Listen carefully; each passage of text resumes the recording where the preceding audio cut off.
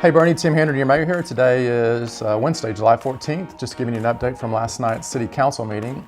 Three things I wanted to talk about. The most important thing we talked about last night was the Unified Development Code, or UDC, is moving forward. It's planned adoption for later this month, implementation later this month. And last night we had a public hearing and we talked about it as we're going through the normal cycle of putting that in place. Laura Haining, our development director for the city, did a really good job of going through the 2+ years journey that we've been on, what we've been doing to communicate, kind of a lot of the things that are being updated, the things that are really good for our community on a go-forward basis. And Laura's done an outstanding job over the last 2 years. Yeah, we've made a couple mistakes along the way, but I think we've corrected course very well.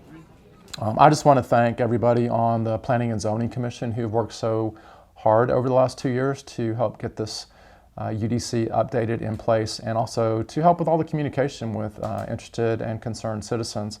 I think City Council did a great job shepherding this through its process as well. And I really want to thank the citizens who spoke up as they understood the impact of what the UDC means, not only to their personal property, but to the community at large. I think we had a great education process that took place over this last, especially 4 months.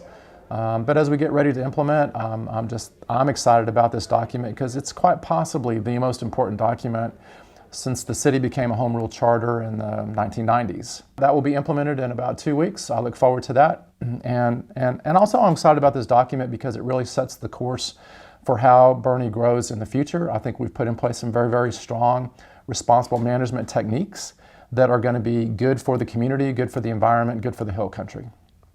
Let's see, we talked about sidewalks last night. For those folks that live on Oak Park, you know that there's a major sidewalk project going on over there. And as we're simply going to put in 5 feet of sidewalk on one side of the road, everybody wants, it doesn't turn out to be so simple. We had a discussion last night about the aged infrastructure that is underneath the area where we want to put that sidewalk. There's a water main down there that was not put to current standards, and it gets a little bit more expensive. So it's not simply lay down a sidewalk, but we have to be thoughtful about how we do that sidewalk. Additionally, there was a long discussion about drainage and the impact that the sidewalk will have on drainage and things that we can correct from the past. So my hat's off to Jeff Carroll and the city engineers for being very thoughtful. I know we had our Boerne open neighborhood discussion, we call those bond meetings, where a lot of folks from Oak Park came in, over 20 people were there. And I think that we are actively engaging everybody every time we do one of these projects. More to come on the sidewalks, as we have at least 3 different sidewalk projects going on around the community. Last, we talked about reclaimed water. Most folks don't get to take advantage of the reclaimed water capacity that we have as a city, but that is the water that goes through basically it's the sewer that goes in, gets cleaned out with the new sewer plant, and then gets turned into clean water that can be used for landscape irrigation. We talked about raising the prices of that last night. That water is substantially cheaper than drinking water, or potable water as we call it. And what we did is decided over the last year we saw perhaps overuse of that water to the point where the supply was almost exhausted.